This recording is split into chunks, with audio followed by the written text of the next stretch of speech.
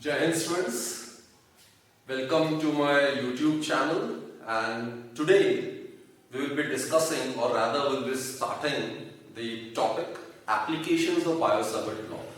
So in the previous lecture we have discussed Biot Savart law, that is Laplace law, right? Then we have represented Biot Savart law in vector form, and then we have discussed the factors on which the value of k, that is small k, depends, right? We have also discussed some special cases, some fundamental difference between electricity and magnetism was also discussed.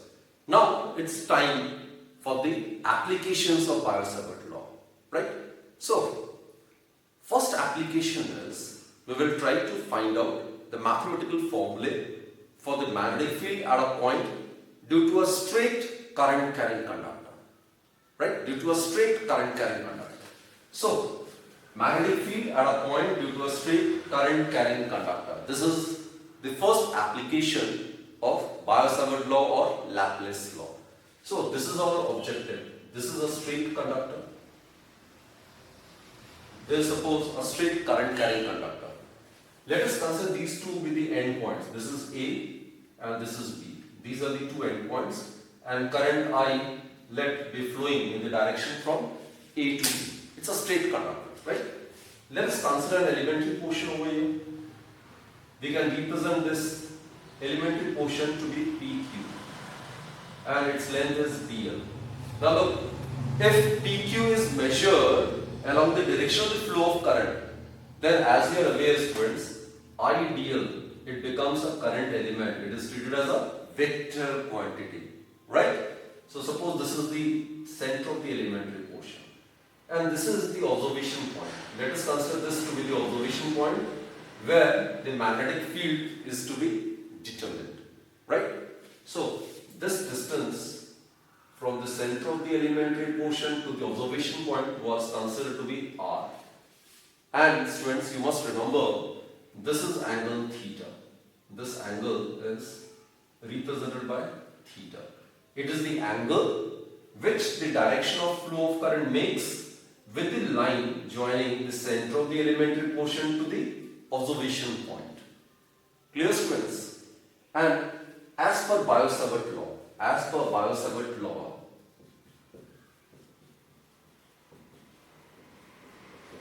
the strength of the magnetic field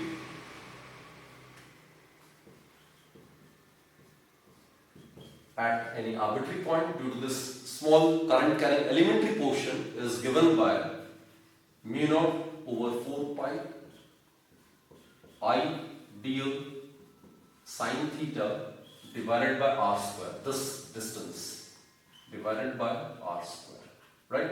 Put this as equation number 1. So definitely we will be making use of Biot Savart law. This is the mathematical form of Biot Savart law. So we will be making use of this particular statement so as to obtain the expression for the magnetic field at point O due to this entire straight current carrying conductor where the current is flowing from point A to point B. Right students? This is the objective.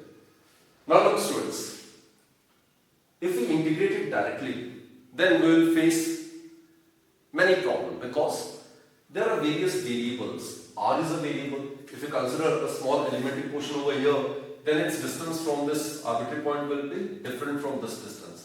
If you take an elementary portion over here, then again the distance from point O would vary. So R is a variable, right? For different elementary portions, it will have different distances from the arbitrary point O. So R is a variable. Theta will also get changed.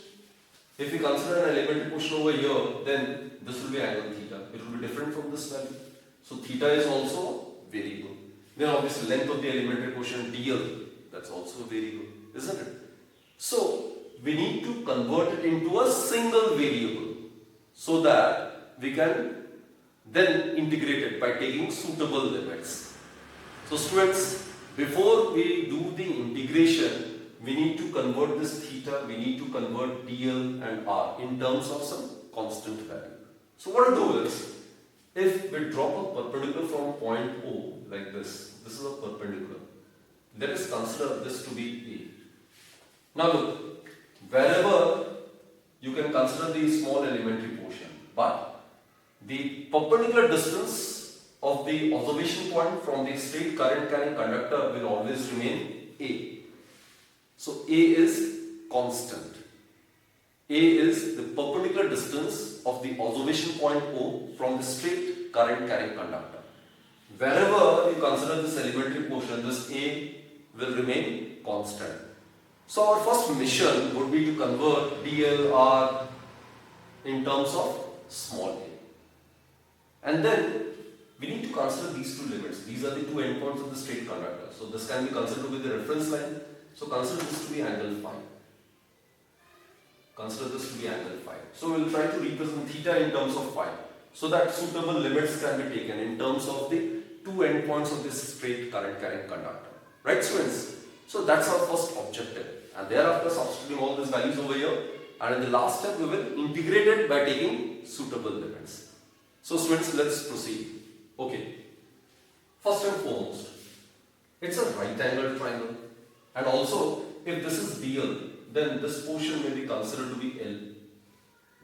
DL is a very small elementary portion, so this may be considered to be length L, right? So it's a right angled triangle, isn't it? It's a right angled triangle. As for the angle sum property, we are aware the sum of the three angles of a triangle is 180 degree.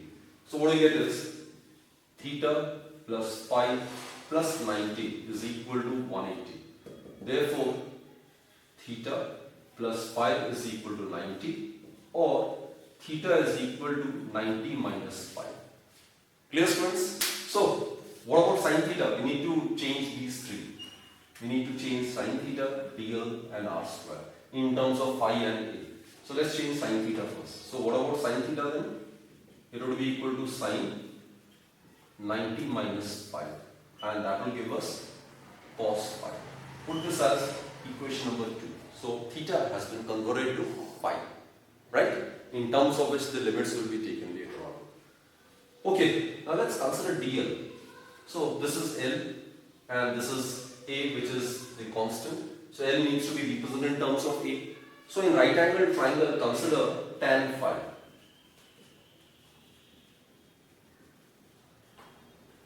Students, tan phi is perpendicular by base. So it will be L by A, which implies that L would be equal to A tan phi. Now, in order to obtain dl, what we do is we will differentiate it with respect to phi. So now, if you differentiate it with respect to phi, we get, what we get is dl by d phi. dl by d phi is equal to A is constant. Differentiation of tan phi with respect to phi is secant square phi. So it is secant square phi, which implies that dl is equal to A secant square phi d phi. Put this as equation number 3. So dl has also been changed in terms of phi and d phi, right? Last one, r also needs to be changed. So again consider, this is our hypotenuse and this is base. So the relation between base and hypotenuse, we can consider secant or cosecant, or rather cosine. So let's consider cosine, cos phi. So cos phi is base over hypotenuse, that is A by R. So R will be equal to A by cos phi. 1 by cos phi is secant phi, so it is A secant phi. So put this as equation 4. So students, we have converted sin theta in terms of phi, we have converted dl in terms of phi and d phi, and we have converted r also in terms of A and phi, isn't it? Now it's time to substitute the value of sin theta, dl and r from equation 2, 3 and 4 in equation 1, right? Let's substitute the value and let's try to get the result. So from 1, 2, 3 and 4, what we get is dv is equal to mu naught I over 4 pi. In place of dl, we can write A secant square phi d phi divided by r square. In place of r, it's A secant phi. So A secant phi whole square into sin theta. In place of sin theta, we can write cos phi. So, after rearranging the terms, secant square phi would get cancelled. So what you get is mu naught I divided by 4 pi a, and over here we'll be left with cos phi. Clear, students? So now you will appreciate these steps. What was the purpose of doing these steps? Just to convert this expression into this one. Now over here there is only single variable, and that is phi. Rest all are constant. So now we can easily integrate it by taking limits in terms of phi. So that was the reason why we have discussed these steps. Right, students? Now it is very, very simple.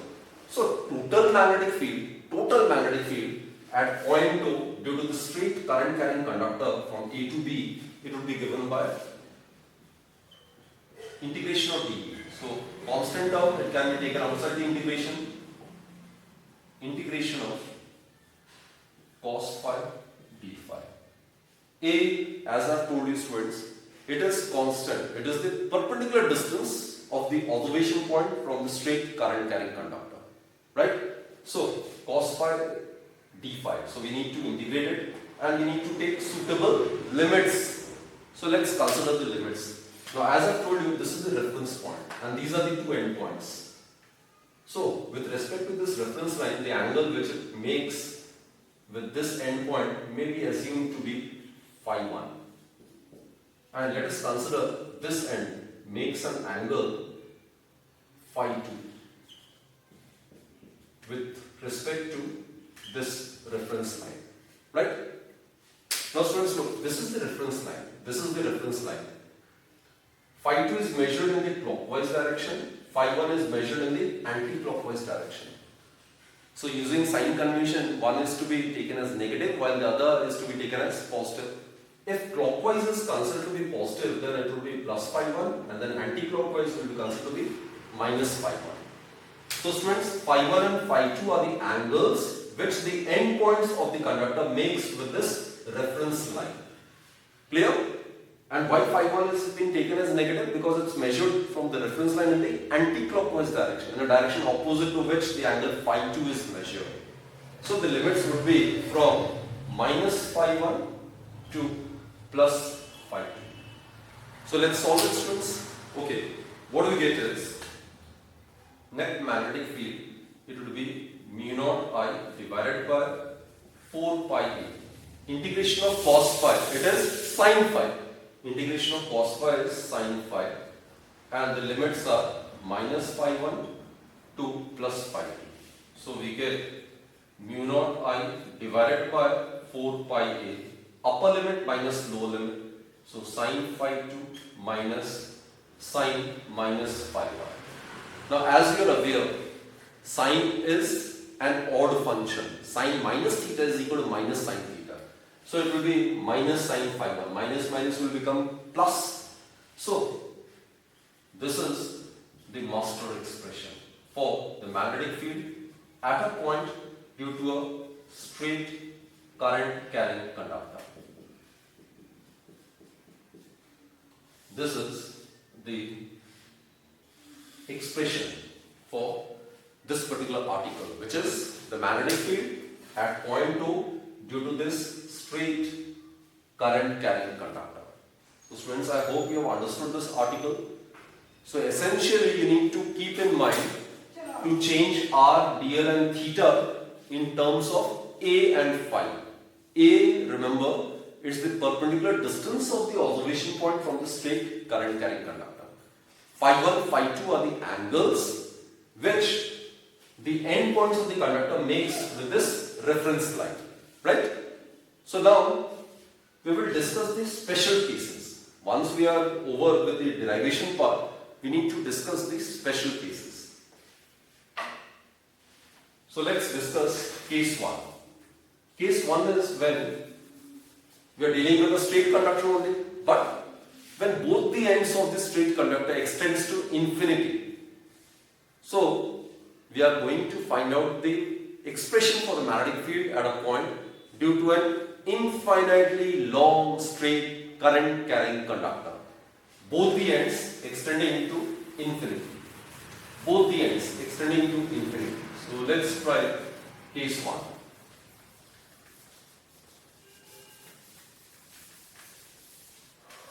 So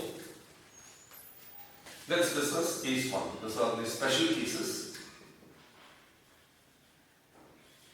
Case 1 is, this is a straight conductor which is infinitely long. It extends to infinity on both the sides, right? So this is the observation point, suppose, and this is the perpendicular distance. A is assumed to be the perpendicular distance. And the strength of the magnetic field, what's the master formula, students? It is mu naught I divided by 4 pi A sine phi 1 plus sine phi 2. Now phi 1, phi 2 are these two angles, which the endpoints makes with this reference line. Now there is no endpoint. Both the ends of this wire extends to infinity. So if you tend to join this line, this angle, it will be approximately 90 degree, and this angle would be also approximately equal to 90 degree. Isn't it? It extends to infinity, both the ends, right? So therefore here, in case of an infinitely straight current carrying conductor, phi 1 is equal to phi 2 approximately pi by 2. So in this case, I will be making use of this symbol. This is a straight conductor, both the ends extending to infinity. So here it will be mu naught I divided by 4 pi A, sine 90 is 1, again sine phi 2, sine 90 is 1. So it will be mu naught I divided by twice pi A. So this is the formula which you can directly use while solving numericals.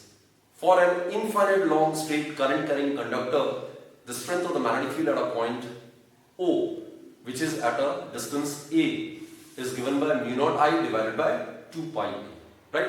And direction, students, as you are aware, you can make use of right hand thumb rule. Over here, if the direction of the current is in the upward direction, then obviously at point O, the magnetic field lines will enter.